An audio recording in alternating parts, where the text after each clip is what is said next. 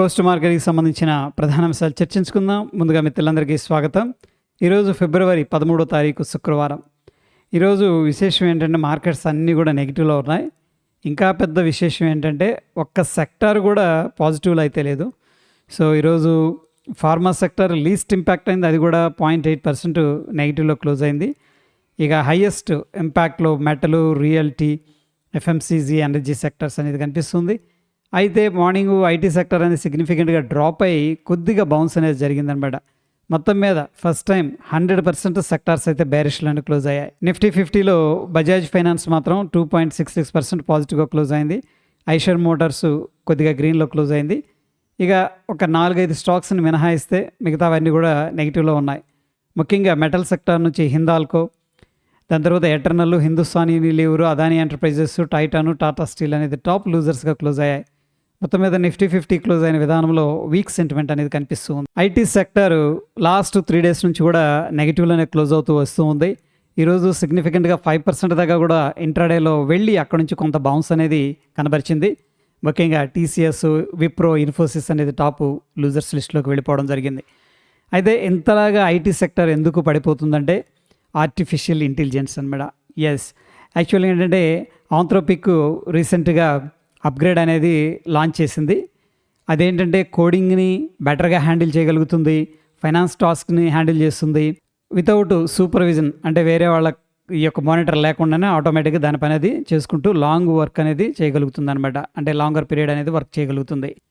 అయితే మార్కెట్ ఏమైనా ఆలోచిస్తుందంటే artificial intelligence ఏదైతే ఉందో ఇది మ్యాన్ పవర్ మీద డిపెండెన్సీ తగ్గిస్తుంది అని చెప్పేసి. నెక్స్ట్ యుఎస్ రేట్ కట్ కూడా కొద్దిగా డిలే అయ్యే అవకాశం ఉంది. టెక్ స్పెండింగ్ కూడా వీక్గా కనిపిస్తుంది. సో టోటల్గా ఐటీ మార్జిన్స్ అనేది ష్రింక్ అవ్వడానికి ఛాన్సెస్ ఎక్కువగా కనిపిస్తూ ఉన్నాయి. ఇక ఐటీ కంపెనీస్ అనేది డాలర్స్లో ఎర్న్ చేస్తూ ఉన్నాయి. డాలర్ ఎకనామీ అనేది వీక్గా కనిపిస్తుంది. అందుకని ఐటీ ప్రాఫిట్ కూడా వీక్ అవ్వడానికి ఛాన్సెస్ ఉంది. ఆర్టిఫిషియల్ ఇంటెలిజెన్స్ ఏంటంటే ఇంప్రూవ్ అనేది జరుగుతుంది. సో ఆటోమేషన్ ఫీర్ అనేది మార్కెట్లో క్లియర్గా కనిపిస్తుంది. సో మార్కెట్ ఎప్పుడు కూడా అన్సర్టనిటీని యాక్సెప్ట్ చేయదనమాట. ప్రస్తుతం మార్కెట్ అనేది ప్యానిక్లో సెల్లింగ్ అనేది జరుగుతుందని చెప్పేసి క్లియర్గా తెలుస్తుంది. అబాకస్ ఫ్లెక్సీ క్యాప్ ఫండ్ 2426 కోట్లు జనవరి మాసంలో ఇన్వెస్ట్మెంట్ అనేది చేసింది. వాళ్ళు ఎక్కువగా హోల్డ్ చేస్తున్న కంపెనీలు ICICI bank, HDFC bank, Reliance industries అనేది కనిపిస్తూ ఉన్నాయి. మిడ్ స్మాల్ క్యాప్కి సంబంధించిన స్టాక్స్ అన్నీ కూడా దాదాపుగా మంచి రిజల్ట్స్ అయితే అనౌన్స్ చేస్తూ వస్తూ ఉన్నాయి. అయినప్పటికీ కూడా స్టాక్స్ అండర్ ప్రెషర్లో ట్రేడ్ అవడానికి గల కారణం ఏంటంటే మార్జిన్ ప్రెషర్ అనేది కనిపిస్తుంది. ఎందుకంటే గ్లోబల్గా అన్సర్టనిటీ కావచ్చు, నెక్స్ట్ కాంపిటీషన్ అనేది కూడా స్ట్రాంగ్గా ఉంది. సో అందుకని మార్జిన్ ప్రెషర్ అనేది కనిపిస్తుంది. కాబట్టి mid and small cap companies మంచి రిజల్ట్స్ అనేది అనౌన్స్ చేసినప్పుడు కూడా వాటిల్లో కొంత సెల్లింగ్ ప్రెషర్ అనేది కనిపిస్తుంది. ఆర్టిఫిషియల్ ఇంటెలిజెన్స్ ఏదైతే ఈ జిట్టర్స్ ఉందో ఐటీ స్టాక్స్ని సిగ్నిఫికెంట్గా ప్యానిక్లోకి తీసుకెళ్ళి సెల్లింగ్ చేపిస్తూ ఉంది. అయితే అనలిస్టులు, ఎక్స్పర్ట్స్ ఏం చెప్తున్నారంటే ఎంత డౌన్ ప్రైస్లో ఉంది, ఎంత లో ప్రైస్లో కూడా సెల్లింగ్ ప్యానిక్గా చేస్తూ ఉన్నారు, చేయొద్దు. సో కొద్దిగా టైం వచ్చాక ఏంటంటే ఆటోమేటిక్గా అన్నీ కూడా సెట్ అవుతాయి అని చెప్పేసి కొద్దిగా ధైర్యం చెప్పే ప్రయత్నం అయితే చేశారు. ఐటీ స్టాక్స్ ఏంటంటే 2020 మార్చి నుంచి మనం ఇప్పటిదాకా చూసుకున్నట్టయితే ఇంత ప్యానిక్గా ఆ యొక్క సెక్టార్లో హెవీగా సెల్లింగ్ జరగలేదు. బట్ ఈసారి అంతా ప్యానిక్గా సెల్లింగ్ అనేది జరుగుతుంది. అనలిస్టులు ఏమంటున్నారంటే ఆల్రెడీ ప్రైస్ అనేది డిస్కౌంట్కి వచ్చేసినాయి. సో ఈ ప్రైస్లో కూడా సెల్లింగ్ చేయడం కరెక్ట్ కాదని చెప్పేసి చెప్తున్నారు. గోల్డ్ కొద్దిగా బౌన్స్ అనేది కనబరిచింది. యుఎస్ ఇన్ఫ్లేషన్ డేటా అనేది కూడా అందరూ కూడా చాలా జాగ్రత్తగా మానిటర్ అయితే చేస్తూ ఉన్నారు. ఐఎక్స్ ఇంట్రాడేలో 4% దాకా నెగిటివ్గా ట్రేడ్ అయింది. ఎందుకంటే యాప్టెల్ వీళ్ళు ఇంతకుముందు ఒక మార్కెట్ కప్లింగ్ మీద కేసు అనేది అప్పీల్ చేశారు. ఆ యొక్క అప్పీల్ని వీళ్ళు తోసిపుచ్చిందనమాట. ప్రస్తుతం యాప్టెల్ ఏం చేస్తుందంటే కప్లింగ్ రెగ్యులేషన్ ఫ్రేమ్వర్క్కి సపోర్ట్ చేస్తుంది. అందుకని స్టాక్ వచ్చేసరికి నెగిటివ్గా ట్రేడ్ అయింది. రీసెంట్గా చాలా హైయర్ ప్రైసెస్లో సిగ్నిఫికెంట్గా స్ట్రాంగ్గా దూసుకుపోతున్న కంపెనీలు ఏమైనా ఉన్నాయంటే మెటల్కి సంబంధించిన స్టాక్స్. దాంట్లో ముందుగా హిందుస్థాన్ జింక్ అని చెప్పేసి చెప్పుకోవచ్చు. అయితే ఇది ఇండియాలో సిల్వర్ ప్రొడ్యూసర్ అనమాట.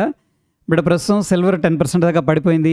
ఈటీఎఫ్లో కూడా 7% డ్రాప్ అనేది కనిపించింది. హిందుస్థాన్ జింక్ షేర్స్ కూడా 5% దాకా నెగిటివ్గా ట్రేడ్ అయ్యాయి.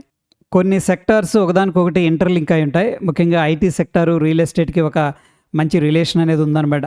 సో ఐటీ సెక్టారు ఆ యొక్క ఇంపాక్ట్ నెగిటివ్గా ఉంది కాబట్టి రియల్ ఎస్టేట్కి సంబంధించిన స్టాక్స్ మీద కొంత నెగిటివ్ ఇంపాక్ట్ అనేది కనిపిస్తుంది.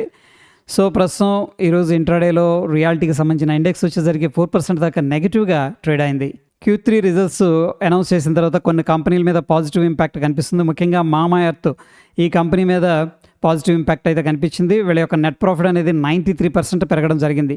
స్పైస్ జెట్ స్టాక్ వచ్చేసరికి ఇంట్రాడేలో 6.5% దాకా పడిపోవడం అనేది జరిగింది. ఎందుకంటే వీళ్ళు లాస్ అనేది అనౌన్స్ చేశారు. Q3 రిజల్ట్స్ అనేది అనౌన్స్ చేసిన తర్వాత భారత్ ఫోర్జ్ షేర్స్ ఏమో 2% పెరగగా అమర్ రాజా షేర్స్ వచ్చేసరికి 6% దాకా పడిపోవడం అనేది జరిగింది. మహీంద్రా అండ్ మహీంద్రా రిజల్ట్స్ అనేది అనౌన్స్ చేసిన తర్వాత ఈ యొక్క కంపెనీ షేర్స్ 2% దాకా పడిపోవడం అనేది జరిగింది. బట్ బ్రోకరేజెస్ సంస్థలు అంటే స్టిల్ కొద్దిగా మిక్స్డ్గా ఉన్నాయన్నమాట. కొంతమంది పాజిటివ్గా ఉన్నారు, కొంతమంది నెగిటివ్గా ఉన్నారు. మోతీలాల్ ఒస్వాల్ ప్రైవేట్ ఈక్విటీ ఈ ఫండ్ వచ్చేసరికి హ్యాపీ ఫోర్జింగ్స్లో 2.84% స్టేక్ అనేది సెల్ చేసింది. నెట్ వెబ్ టెక్నాలజీస్లో ప్రమోటర్ వచ్చేసరికి 3.67% స్టేక్ అనేది సెల్ చేసినట్టు తెలుస్తుంది. నిఫ్టీ స్పాట్ 25,450 మొత్తం మీద 25,500 కిందకు వచ్చేసింది. పుట్ కాల్ రేషియో అనేది 0.45 అనేది చూపిస్తుంది. మార్కెట్ యొక్క sentiment based on the open interest బేరిష్గా ఉంది. బ్యాంక్ నిఫ్టీ స్పాట్ 60,169 దగ్గర క్లోజ్ అయింది. పుట్ కాల్ రేషియో 0.87 అనేది చూపిస్తుంది. మార్కెట్ యొక్క sentiment based on the open interest బేరిష్గా ఉంది. సెన్సెక్స్ స్పాట్ 82,591 ఉంది. పుట్ కాల్ రేషియో వచ్చేసరికి 0.57. మార్కెట్ యొక్క sentiment based on the open interest very బేరిష్గా కనిపిస్తుంది. So as compare to Nifty కానీ సెన్సెక్స్ కొద్దిగా బ్యాంక్ నిఫ్టీ బెటర్గా ఉందని చెప్పేసి చెప్పుకోవచ్చు. బట్ నిఫ్టీ, బ్యాంక్ నిఫ్టీ, సెన్సెక్స్ అన్నీ కూడా based on the open interest అయితే స్టిల్ బేరిష్ వ్యూలో కనిపిస్తూ ఉన్నాయి. ఇండియా విక్స్ అనేది పరిశీలన చేసినట్టయితే ఈరోజు 13.37% పెరిగిందనమాట. సో ఇండియన్ మార్కెట్స్లో హ్యూజ్గా వాలటాలిటీ పెరిగిందని చెప్పేసి ఇండియా విక్స్ చెప్తుంది. ఇక డాలర్ ఇండెక్స్ వచ్చేసరికి ప్రస్తుతానికి స్టేబుల్గా ఉంది. Dow Jones industrial average futures నిన్నటి రోజున నెగిటివ్గా ఉంది. ఈరోజు మార్నింగ్ అయితే స్లైట్గా ఫ్లాట్గా కనిపించింది. అగైన్ ప్రస్తుతం అయితే 169 పాయింట్లు నెగిటివ్గా ట్రేడ్ అవుతుంది. నిఫ్టీలో మనకి పివోట్స్ అయితే ఎక్కడ కనిపించట్లేదు. ఎనీహౌ ఇక్కడ ఒక గ్యాప్ ఏరియా ఉంది. 25,108 అనేది వర్స్ట్ కేస్ సిచ్యువేషన్లో గ్యాప్ అనేది ఫిల్ చేయొచ్చు. అందుకని అది మనం సపోర్ట్గా మార్క్ చేసుకోవచ్చు. ఇమీడియట్గా 25,571 అనేది రెసిస్టెన్స్గా తీసుకోవచ్చు. బ్యాంక్ నిఫ్టీ 59,905 దగ్గర సపోర్ట్ ఉంది. 60,658 దగ్గర రెసిస్టెన్స్ ఉంది.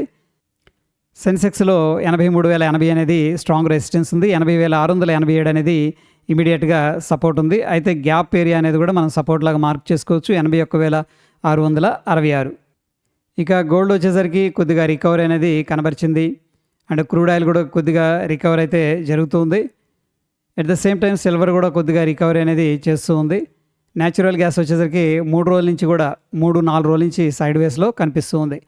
ఎనీహౌ ఫ్రెండ్స్, ప్రస్తుతం సిచ్యువేషన్లో ఫెడ్ ఇంట్రెస్ట్ రేట్ తగ్గిదేమో అని చెప్పేసి ఒక ఫీరు, రెండోది artificial intelligence, at the same time global uncertainties, ఇవన్నీ కూడా మార్కెట్ని అయితే డౌన్కి తీసుకెళ్తూ ఉన్నాయి.